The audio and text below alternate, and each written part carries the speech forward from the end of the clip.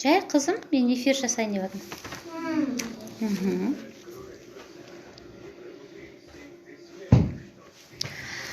Сәлем достар. Қал жағдайларыңыз қалай? Қайырлы кеш. Бүгін тағы да эфир.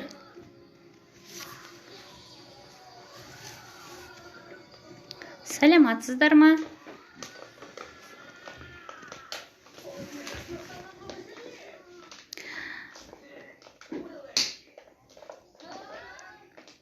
Сәлематсыздар ма? Мені танымайтындарыңыз болса, есімім Мақбота. Сіздерге тағы да өзімді таныстырып өтейін. Өйткені парақшамды жаңадан қосылып кісілер бар екен. Жаңадан келген оқырмандарыма қош келдіңіздер деймін. Өзім таныстырып өтейін. Есімім Мақбота. Үйде отырған онлайн сетевой кәсіпкер, көп балалы анамын. Аллах берген 5 балам бар, отбасым бар, Аллаға шүкір. Және де Аллахтың берген, үйіме әкеп берген осы сетевой бизнесім бар. Не бар, 10 айдың ішінде 10 мемлекеттен команда құрып, осы саяхат программасын тегін алдым. Алла қаласа бәрі жақсы болса, иншалла осы жылы көктем айларында уже саяхатқа барамыз. Және де қазір автопрограммаға кішкене жұмыс жасап жатырмын. Бір ғана қадам қалды. Бірақ өте жақсы нәтиже. Ай сайын жалпы бір жерде тұрып қалу, немесе өспей қалу, түсіп кету емес, тек қана былай өсіп жатқан командада жұмыс жасап жатырмын. Өзімнің командамда қазіргі таңда өзімнің артынан уже шығарып жатқан топ лидерларым бар, қатардағы лидерларым бар. Жалпы керемет онлайн бағытта, тек қана осының бәрін онлайн бағытта жасап жатырмын. Үйде отырып, ешқайда бармай-ақ, осы бала-шағам қасында өзімнің осы ас үйімді офисіме айналдырып жасап отырмын. Енді бүгін сіздерге осы жалпы енді барлық эфирларым өзімнің опытымнан өткен, өзімнің жаңағы тәжірибемде болған нәрселерден болады. Негізінде өзім тәжірибемен бөлсем, ешқандай оқып алып, ешқандай бір жерден алып бермеймін сіздерге сабақты. Оқып жатсам, оқып жатқан сабағымды айтам сіздерге, оқып жатырмын, тәжірибемде пайдаланып көрем, сосын айтам деп, Енді сіздерге айтайын дегенім, жалпы осы сетевойдағы 3 қателікті айтқым келеді сіздерге. Бұл қазіргі таңда маған өте көп кездеседі.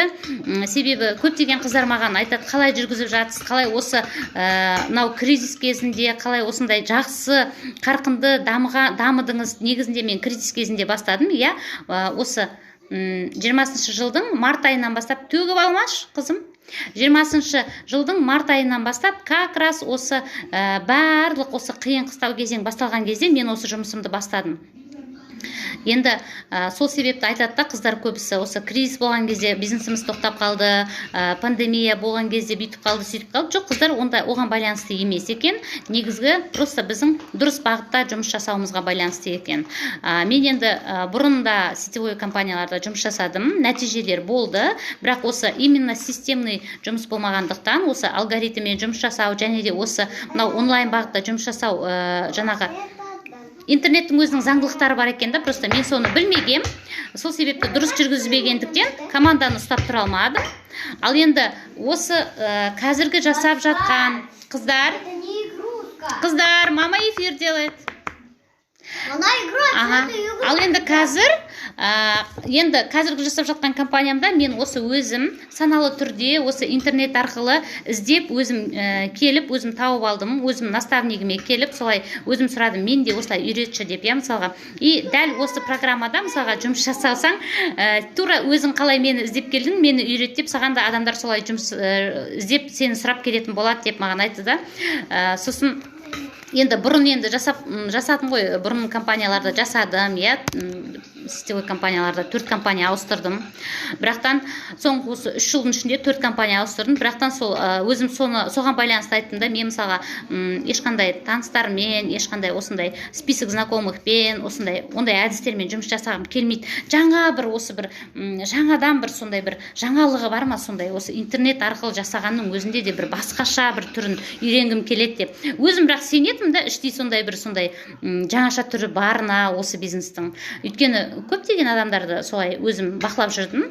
Осы интернет арқылы таныссыз, туыссыз, сондай барлығы қарсы болған кезде де өздері жаңағы қарсыластықтарына, өздерінің жақын адамдарының қолдауы емес қарсыластықтарына қарамастан осы жұмысты жасаған адамдарды көрдім да, и солардың сол жасағандарына қызығып, өзімнің сол сұранысым сондай болды.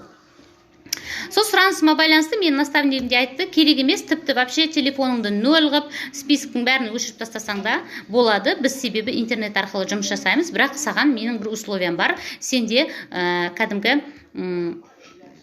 сабақты үйрену, оқу, сосын дисциплина деп айтады ғой, тұрақтылық, иә. Тұрақты кәдімгі қазір 90 күнге екеуміз жоспар құрамыз. 90 күн бойы ауырдым, қыдырам, ұйықтаймын, шаршадым, балам, күйеуім, мамам, папам демей 90 күн бойы берілген тапсырманы жасайсың деді. Сонымен мен солай осы бизнесқа келдім, 90 күн бойы сол тапсырманы жасадым, 90 күн бойы сол 90 күн, 3 ай ғой енді былайша айтқанда, 3 ай бойы сол ЛТО-мды жасап отырдым, ЛТО-мды жасап қоямын әйтеуір өзім. Содан кейін жаңағы жұмысыма кірісіп кетемін, сабақтарымды аламын, сабақтарды істеймін. Сөйтіп 90 күннің ішінде где-то сол 90 күн бітпей жатып ақ уже қарасам, командамда уже біраз адамдар бар.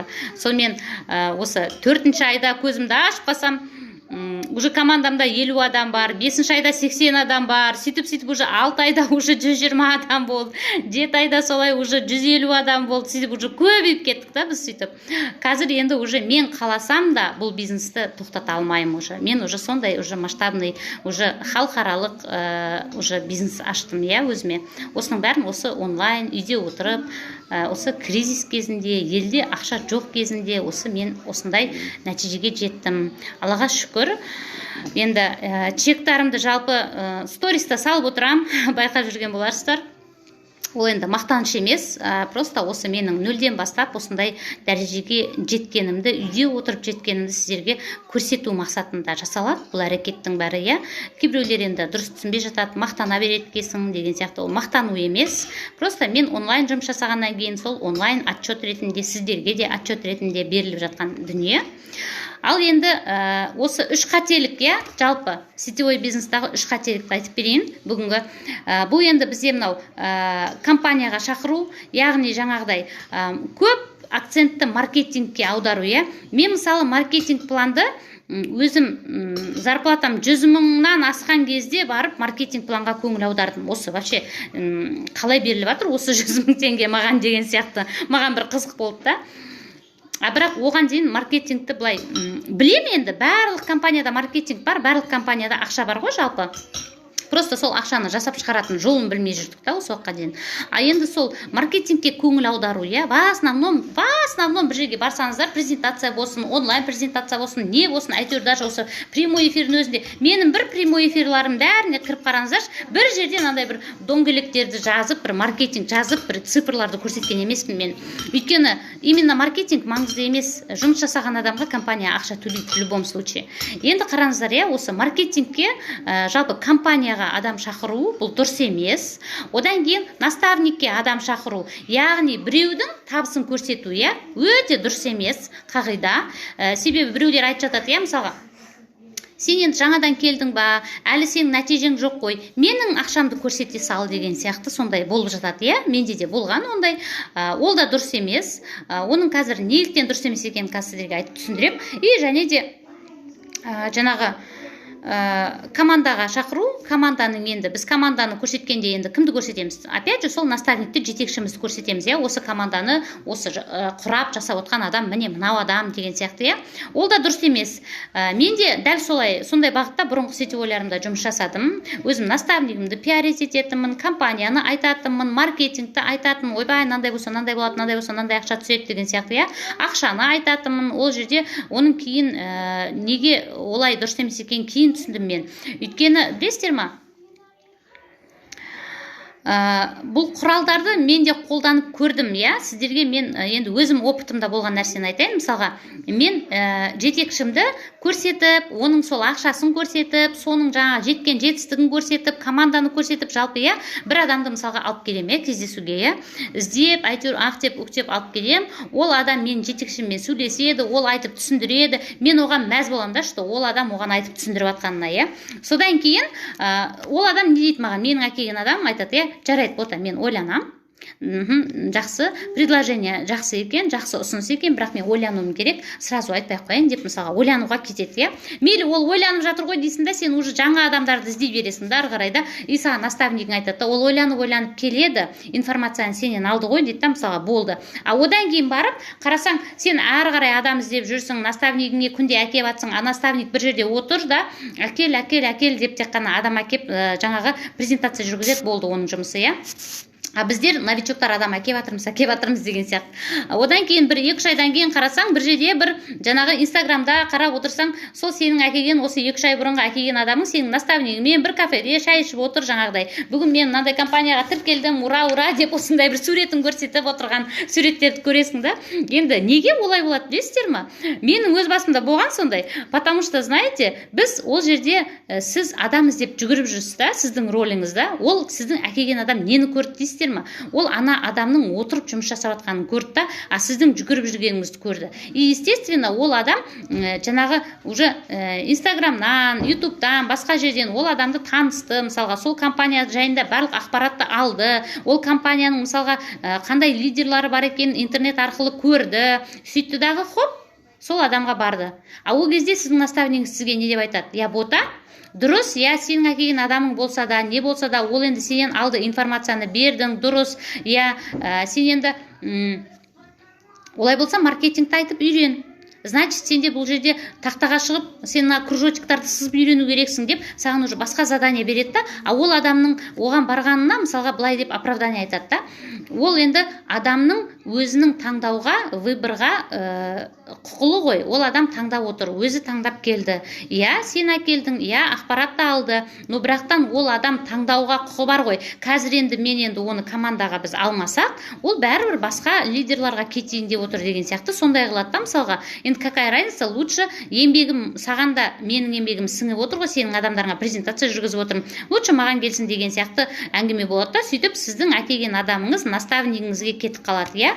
Міне, осы жағында біз, яғни қараңызшы, бұл жерде ол наставник не істеп отқанын білесіздер ме? Ол сізді бір белгілі бір жүйеге үйретіп отқан жоқ. Адам тіркеу жүйесіне, адамды жаңағы іздемей, магнит маркетингке, сатылымға, жалпы команда болмай жатса да, әлі командасыз-ақ ақша табу жолын сізге үйретіп атқан жоқ. Ол адам не істеп отқанын білесіз ба?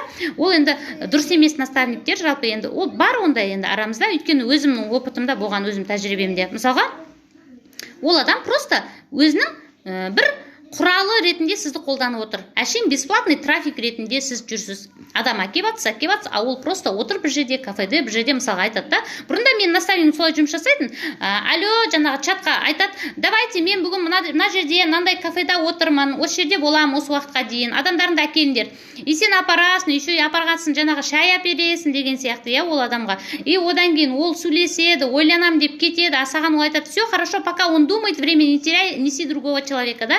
И все, сен кетесің, басқа адамдарды әкелесің, иә. Былайынша қарап отырсақ, кейін мен түсіндім да, аха, неге олай болып жатыр? Неге менің әкелген адамдарым 2-3 айдан кейін менің наставнигімнің командасында, басқа бір веткасында жүрді? Себебі, действительно, жаңағыдай, иә, мысалға, ол адам сол себепті менің айтатыным, наставникті дұрыс выбирать ету керек. Наставник қандай методикамен жұмыс жасайды? Действительно, сізге жаңағыдай дұрыс методика үйретіп отыр ма? Жоқ әлде сіздің келген адамдарыңызға мен презентация жасап берем. Сен презентация жасамай, презентацияға басыңды қатырмай ақ қой. Презентацияны өзім жасаймын, өзім қатырам деп, сізді жаңағыдай адамдарыңызды алып отыр ма, мысалға, иә? Оның барлық разницасын түсіну керек, білу керек, разбираться ету керек. Өйткені қазір, мысалға, адамдар тупой емес, барлық адамдар умный. Ол мысалға сізден, мысалға, не үшін мен айтатында, наставникті көрсетпеу керек, компанияны айтпау керек. Өйткені сіз компанияны айтасыз ба, бітті. Осы компанияның мүмкіндіктерін сізден естіді ма, ол адам, все, ойланам деп кетті ма, никогда бірден, все, я согласна, мен кірем саған тіркелем деп келмейді адам.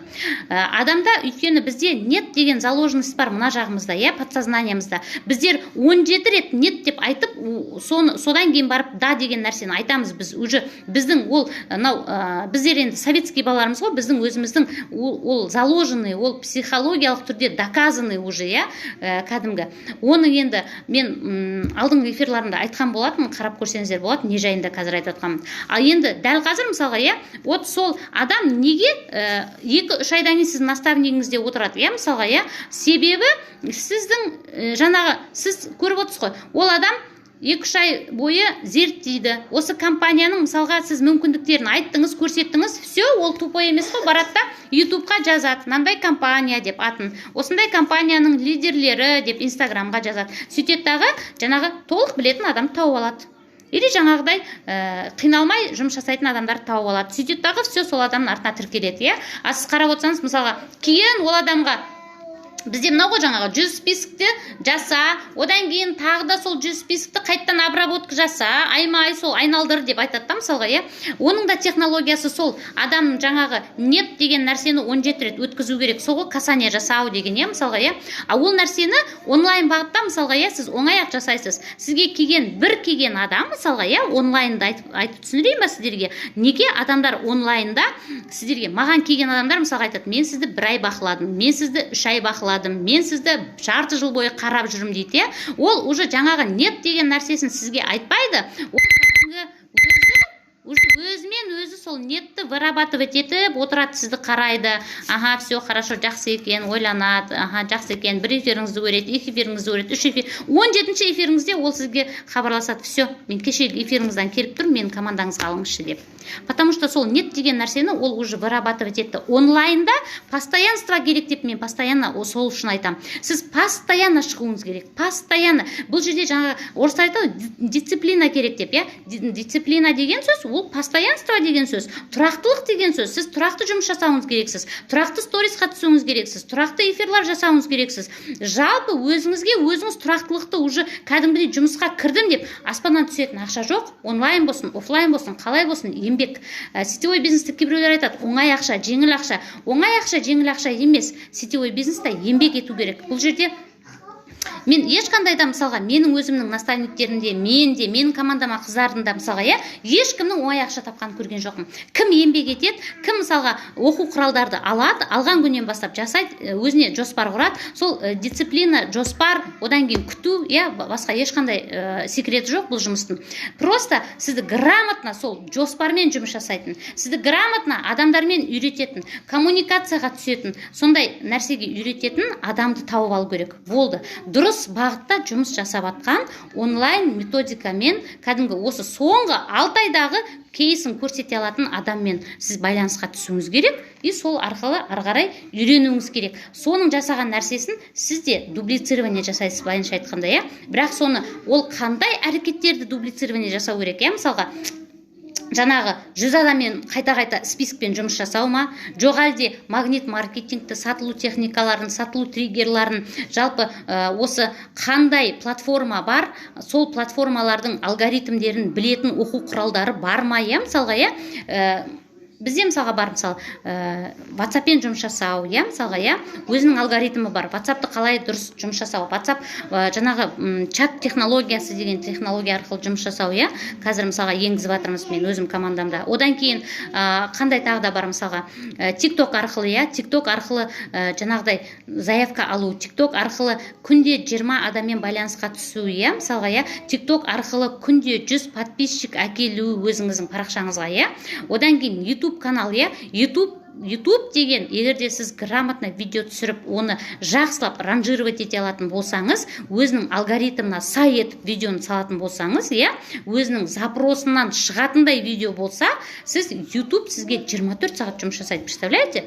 Instagram сізге, YouTube сізге айтқан 24 емес, кәдімгі 365 күн ба жұмыс жасайды. Жылдар бойы жұмыс жасайды YouTube, короче. Ал Instagram, мысалға, Instagram 24 сағат жұмыс жасайды, иә. Бір суткада, мысалға, сіздің бір эфиріңіз көрінеді, иә. Ал YouTube-та сіз любой время адам запрос тастаған кезде дұрыс ранжированный видео болса, сіз шығып тұрасыз, сізді көреді, мысалға, иә. Міне, осындай мысал, иә. Сосын инстамагазин, иә. Инстамагазинді қалай жүргізу керек? Мысалы, көптеген қыздар парақшаларына барсаңыз, OLX сияқты, тура бір жаңағыдай жарнама жасайтын бір блог сияқты әшейін. Ананы, мынаны суреттер тұрған жаңағыдай, бағаларын жазып қойған суреттер, нелер, ешқандай бір авторский дүние жоқ, иә, мысалға, иә. Сенімді оятады, мысалға қараңызшы, бір дүниені мысалға мен алып отырмын, иә, бір нәрсені, бір затты айтам, мысалға, қаламсапты, иә, мысалға, қойып қойдым 20 теңге деп жазып қойдым. Бір жерде мен мысалға көрсетдім. Қыздар, мынау қаламсап, мысалға, иә, бір адам жазатын болса, мысалы, бір айға жетеді. түсі де жақсы, қолға ұстағанда сондай жағымды, қолыңызды, саусақтарыңызды ауыртпайды. Мен мысалға күнде отырып 2 сағат жазу жазам, бірақ мен саусағым ауырмайды деп мен мысалға айтып отырсам, сіз кімнен аласыз? Айтып отқан адамнан ба, жоқ картинка салған адамнан ба? Сол сияқты, мысалға, инстамагазиннің өзінің, мысалға, продукциямен жұмыс жасайтын қыздар болса, өзінің алгоритмі бар. Қалай істеу керек, не істеу керек, инстамагазинді қалай оживлять ету керек, мысалға, қалай адамдар сізге байланысқа оңай, өзі жеңіл түсіп, маған мына зат керек, маған как заказать деп күнде, мысалға, бұл қандай зат деп сұрамайды, мысалға, уже, как заказать, все, осындай сұрақ қоятындай етіп жасау, мысалы. Одан кейін жаңағы личный аккаунтыңыз болса, мысалға, мен сізбен командаңызда жұмыс жасағым келеді, мені үйретіңізші. Мен уже, маған мысалға адамдар қалай жазады қазір, мен мысалға, мен даже адамдар уже біледі, қандай компанияда жұмыс жасайтынымды, қалай жұмыс жасайтынымды, маған мысалға звондайды да айтады. Бота, сәлеметсіз ба, қолыңыз бос болса, маған қазір WhatsApp-қа жазасыз ба, мен ақшамды дайындап, удостоверениемді дайындап отырмын, сіздің командаңызға кіріп, бүгін жұмыс бастағым келеді деп, мысалға, рахат қой, солай жұмыс жасаған. Чем өзіңіз отырып, 100 адамға, 90 адамға список жасап, еще олардың әрқайсысына жазып, біреу кетші дейді, біреу керек емес дейді, біреу достала уже дейді. Зачем себя травмировать? Когда можно другими методами очень хорошо работать, да? В удовольствие работать деп айтады ғой, орысша айтқанда. Соқсап, қыздар, өздеріңіздің удовольствие алатындай етіп жұмыс жасап үйреніңіздер. Мынандай негативный реакцияны өздеріңізге келтірмеңіздер, өздеріңізді травмировать етуге жол бермеңіздер, бәрі сіздердің мысалға өздеріңіздің қолдарыңызда. Просто сәл ғана бұл жерде мысалға сізге айтатқан жоқ қой, 5 жыл оқу керек деп, мысалға 5 ай оқу керек, жоқ. Сіз небәрі 1-1,5 ай уақытыңызды бөлсеңіз, небәрі 1-1,5 айда күнде 3 сағат уақытыңызды бөліп, осы білімді алып, жасап, мысалға. Ал енді мен тез-тез ақша жасағым келеді, тез-тез осы айда зарплата ашқым келеді дейсіздер ма? Пожалуйста, күнделікті үй жұмысын беру методикасы арқылы жұмыс жасаймыз. Келесіз командаға, сразу WhatsApp-пен жұмыс жасап үйретеміз. Ешқандай сізді қинамаймыз, экранға шық демейміз, экранға өзіңіз еркіңізбен өзіңіз. Все, мен дайынмын, мен шығам, мен осы айдағы тапқан ақшамды көрсеткім кеп бара жатыр, өліп бара жатырмын деген кезде шығасыздар. А былай можно и без. Қазір неше түрлі жолы бар жұмыс жасаудың, Осы дұрыс бағытта, осы платформаларды беріліп жатқан дұрыс пайдаланатын болсаңыздар, біздің жаңағы берілген үй тапсырмасын дұрыс орындайтын болсаңыздар, ешқандай өзіңіздің фантазияңызды негізі қосудың қажет жоқ. Біз уже фантазировать етіп, бәрін жасап, көріп, практикамызда өткізіп, тәжірибемізден өткізіп, сіздерге тек қана жұмыс жасайтын методиканы береміз. Сол арқылы күнде үй жұмысын орындайсыздар. Все, бірінші айдан бастап 50-60 мың теңге уже ақша табасыздар. Сол себепті қыздар, сіздерге айтарым, осы енді мен жасаған қателіктерді жасамаңыздар. Өздеріңіздің адамдарыңызды басқа біреуге кетіп қалуына жол бермеңіздер. Өздеріңізді ескі әдістермен жұмыс жасап, списоктармен жұмыс жасап, өздеріңізді травмировать етуге, жандарыңызды жаралатуға жол бермеңіздер. Оның оңай жолы бар. Маған хабарласыңыздар, мен сіздерді үйретем. Өзімнің осы 10 айда онлайн бағытта, осы 5 баламның ортасында отырып, жасап атқан жұмысымды сіздерге де үйретем. Бәрі өзіміздің қолымызда, қыздар. Маған бір кісі бүгін жазыпты, қай жағынан қиыншылық болады? Менде мынандай проблемалар бар деп тізіп жазғанда проблемаларын. Емес сол кісіге айтатын. Енді мына сіз мынандай проблемалар бар, қай жағынан қиыншылық болады дегенді біз бәрін сызып тастаймыз да. Так, бізде мынандай мүмкіншіліктер бар. Все, жасаймыз. Қиыншылықтың бәрі біздің басымызда. Ешқандай нәрсе қиын емес. Любой, мысалға, мен осы кризиста, мысалға, ұйықтап тұрдықта, мен итакта жұмыс жасамаймын, үйде отырған анам көп балалы, өзім жаңағы пособие алам, 53 мың болды, басқа ешқандай доходым жоқ. Мен күйеуім, мысалға, ұйықтап тұрдықта жұмыссыз қалдық бәріміз. И сонымен не істеймін? Мен мысалға, ойбай, не істеймін, 42.500-ді аламыз ба, алмаймыз ба, деп бәрі сол видео түсіріп жүрген кезде, мен уже сразу есімді жинадым да, так, не істеу керек? так, витамин алу керек екен, так, нені иммунитетті көтеру керек екен, бүйту керек екен, сөйту керек екен. В общем, әйтеуір менің күйеуім жаңағыдай бастықтарына қайта-қайта звондап, сообщение жазып жүріп, әйтеуір мен жаңағы многодетный отецпін ғой, анаумын ғой, мынаумын ғой, здоровьям жақсы, мынау мені қайда болса да жұмысқа кіруім керек деп, в общем, әйтеуір сол медиктердің қасына жұмысқа шығарды мен күйеуімді. Сосын бұл енді нағыз коронавирустың ортасында жүріп жұмыс жасағаннан кейін, бұл енді естественно бастығының өзі айтты. Мықты дәрумендер алып, енді 5 балаң бар, сен енді жұмыс жасайын деп өзің шықтың, давай. Сонда мен күйеуіме витамин алып беруім керек болды да, мен сол жағынан өзіме выгода іздедім. Қараңыздар. Мен қазір енді іздедім ғой енді жаңағы енді. Қай жерде арзан, қай жерде баға көтеру, жаңағы мықтысы бар, жақсысы бар. Енді ана жерден алайын десем 12.000 теңге, мына жерден алайын десем 15.000 теңге. Мынау сонымен сөйтіп Сибирское здоровьедан осы Новамин деген 3.760 теңге тұрады. Соны алдым, 120 капсула екен, как раз оған 4 капсуладан ішу керек болған. Соны алдым, мысалға, ар жағындағы ақшама мысалға рыбы жир алдым, өйткені оған керек болды, оның организм. Бізде енді сол жұмыс жасайтын болғаннан кейін, тем более дәрігерлермен бірге жұмыс жасағаннан кейін бізде опасность болды да, сондай. Уже сол кезде мен мысалға уже Сибирское здоровьеға тіркелдім, сол витаминдерді алдым, 25% скидка алдым өзім сол жерден алғаным үшін, и все, содан кейін мен уже жұмысты бастап кеттім мысалға, Қараңыздар, бұл жерде сіздерге мен айтатыным, білім алудан қашпаңыздар. Ол мен сіздерге айтпаймын, мысалға, дәл менің компанияма кел, менің командама келсеңіздер, мен сіздерді бәрін тегін үйретем. Ал енді өзімнің осы білімімді мен сіздермен бөлісуге дайынмын, әрине ақылы. Өйткені мен дәл осы білімімді пайдалану арқылы, өзім осы 1,5 айлық курсты оқып алып, осы жұмысты жасауымның арқасында мен қазір 500 000 ақша үйде отырып тауып отырмын. Үйден шықпай-ақ. Менің күйеуім 500 000 табу үшін таңғы сағат 4-те кетеді, түнгі сағат 12-де келеді. Ойлаңыздаршы. Тур сол мен тапқан ақшаны тауып отыр ол да. А мен үйде отырып тауып отырмын сол ақшаны. Сол себепті білім алудан, өздеріңізге бастарыңызға құюдан қашпаңыздар. Тегін үйренгім келеді. Вообще без вложения, мен сияқты жасағыларыңыз келсе, без вложения, пожалуйста, жасап үйреніңіздер.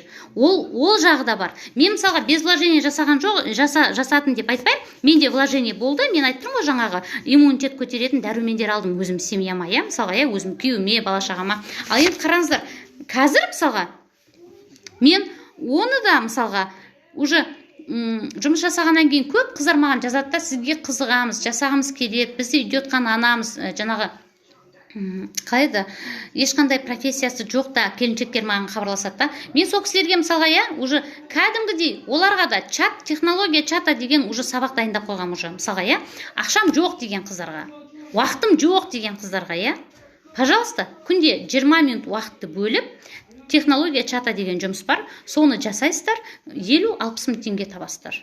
Одан ары қарай мен осы 50-60 мың теңгені 100 мың, 120, 200 мың қып көбейткім келеді десеңіздер, ары қарай жұмысты басқаша бастаймыз. Вот қыздар, бәрі өздеріңізге байланысты, өздеріңізден таңдау өздеріңізде.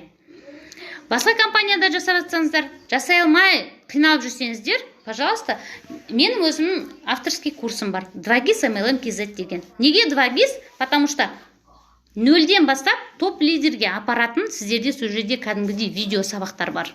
2GIS деген не екенін білесіздер, ол навигатор. Сіздерді бір точкадан бір точкаға, сіздерге керек точкаға апаратын. А сетевойда бізде 0-ден топ-лидер точкасына бару біздің міндетіміз, мақсатымыз. Енді сол сабақты алыңыздар, бағасы 20 мың теңге тұрады, бірақ жарты жылда сіздер миллиондаған ақша табасыздар. Ол сабақты егерде дұрыс бағытта пайдаланатын болсаңыздар. Жай әшін қарап отырып, оқып отырып, оқып, осылай мысленно қайталайтын болсаңыздар, ешнәрсе шықпайды. Алдыңыздар ма, сразу практикада пайдалану керек. Мен мысалы солай істедім. Бүгін алдым ба сабағымды, все, бүгіннен бастап практикамда пайдаландым. Міне, оқып отырып, сразу на месте практикамда пайдаланып отырам. Былай істеу керек екен, все. Остып істеу керек. Сол кезде сіздерде болады. Одан кейін жаңағыдай жоспармен жұмыс жасау. Дұрыс бағытта наставниктеріңіздің енді білімі жоқ болса, үйрете алмай жатса, бірақ компания сіздерге ұнайтын болса, пожалуйста, сабақты алыңыздар да оқып жасап үйреніңіздер, Өздеріңізге наставник болыңыздар. Өздеріңіз жұлып шығарыңыздар сол тұрған точкаларыңыздан. Ал енді мен маған дұрыс бағытта наставник керек, маған жетекші керек, маған айтып отыратын адам керек десеңіздер, пожалуйста, менің командамның мүшесі болыңыздар. Сіздерге мен наставник болам. Менің командамда білім аласыздар, үйренесіздер, білікті маман болып шығасыздар 1-1,5 айдың ішінде. Сіздерге куратор беріледі, күнде сізге тапсырманы беріп, күнде тексеріп отыратын. Солай, в общем, қыздар. Бәрі өз қолдарыңызда. Мен жасаған қателіктерді жасамаңыздар. Дұрыс бағытта жасаңыздар, дұрыс бағытта жұмыс жасайтын болсаңыздар, сетевойдағы миллиондарды 1-ақ жылда алуға болады.